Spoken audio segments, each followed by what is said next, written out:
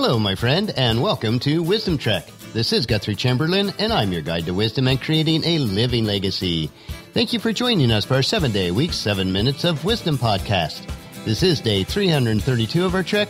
Yesterday and today, we are traveling on a trail that presents us with many choices as we consider the topic of why you always have a choice. Thank you for coming along with me on our daily trek today through life as we choose to grow in wisdom, insight, and understanding. While some of our daily treks are a multi-part series like yesterday and today, you can join us at any time and start with us from that point on. If you'd like to listen to any of the past episodes, please go to wisdom-trek.com to listen to them and to read the daily journal.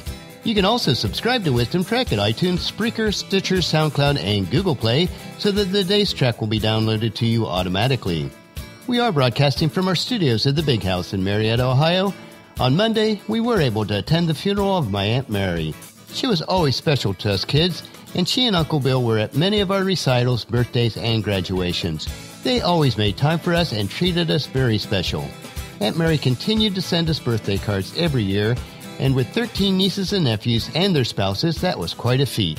The choices that she made impacted our lives, and the choices that you make not only impact your own life, but also the lives of many others. If you desire to make an impact and live your legacy each day, it will be based on the choices that you make. This is the second day of our hike. Let us reflect on the subject of choices as we consider the topic, You Always Have a Choice. We are continuing our narrative from yesterday's hike, so if you have not listened to day 331, I would encourage you to do so before continuing on today. At the end of the day yesterday, I went through the 8 choices that I make every morning before I arrive at my desk, ready to work each day. What if I changed choice number 2 from getting up at 5:30 to start my morning routine, and instead I choose to sleep in till 7:30 a.m.? If I did that, I would have to grab a quick shower, eat a donut or cereal for breakfast, then I could still be at my desk at or around 8 a.m. How would that choice made on a regular basis impact my life? Well, physically, I would be less fit because I was not getting a regular routine of exercise. Virtually, I'd be less fit because I'd be missing out on my daily Bible reading and devotional materials. Mentally, I would be less fit because I would not be preparing my mind with new and wholesome information each day. Nutritionally, I would be less fit, and I would probably gain weight and become less healthy because I'm not eating a wholesome breakfast. And emotionally, I'd be less fit because my body, soul, and mind, which are all integrated, would not be receiving the proper nutrients that are needed daily. Now, this one simple choice to get up at 5:30 a.m. and following through with my morning routine sets the entire day on the proper trail for me. It also allows all the other choices, both large and small, that I need to make each day to be done with the proper mindset because I have taken care of myself physically, spiritually, mentally, nutritionally, and emotionally. Through this simple exercise, you can see that there really are no small choices because the accumulation of the small choices add up to some very big consequences, both good or bad. So let's look at taking ownership of your actions. Sometimes you may not realize that you do have a choice because the circumstances are so daunting. They overpower you to the state where life looks like just a series of constraints and you don't see yourself having the power of choice over what you are faced with. It is to be understood that the choices that you have available to make today may be constricted because of the choices that you made in the past. Even with this realization, you also need to understand that tomorrow's choices will be based on the choices that you are making today. It may require the very difficult choices and sacrifices made today so that you will have the freedom to make better choices in the future. You can either react in a helpless manner, which is still your choice, or you can gather the resolve to take action and obtain the outcome that you desire. The first scenario will lead you to become a bitter, disjointed, and unhappy person who gets a limited experience of life. The second scenario will lead you to live a life more proactively, making things happen and creating the results that you want to see. As with all aspects of life, it is your choice. Sometimes I hear people complain that they dislike what they are doing. It seems like this complaining is a badge of honor to them. And I am convinced that some people just enjoy complaining or playing the martyr. Yet when they're asked what choices they are making today so they can have a better tomorrow, they come up with a whole list of reasons to justify why they haven't been doing anything about their situation, and in their mind they think, I don't have a choice. To obtain success in any or all areas of life requires that we do make wise choices in all areas of life so that our life is balanced. The 7 areas of life that we need to make wise choices in are spiritual, family, physical and health, mental and intellect, personal and social, financial, and work and career.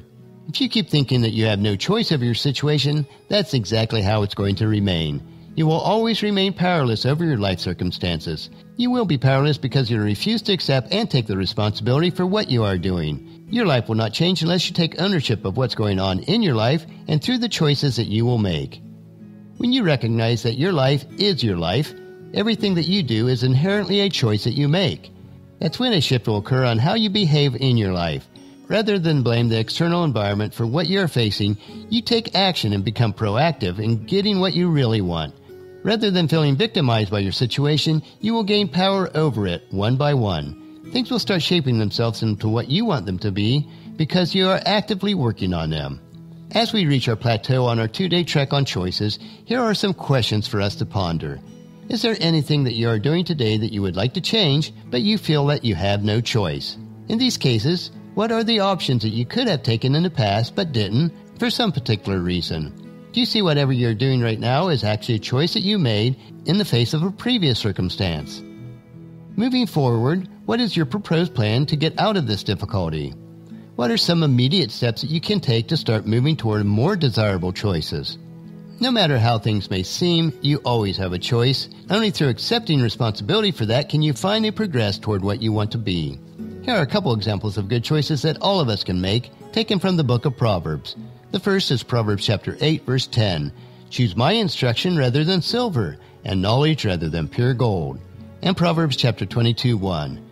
Choose a good reputation over great riches. Being held in high esteem is better than silver or gold. Choices, choices, choices. We make them every day. Some are small choices, and some are large choices. All choices are important, so choose wisely. And after stopping on our plateau for today, we will continue our trek tomorrow and explore the topic closely related to the choices that we make, which is your moral character really counts.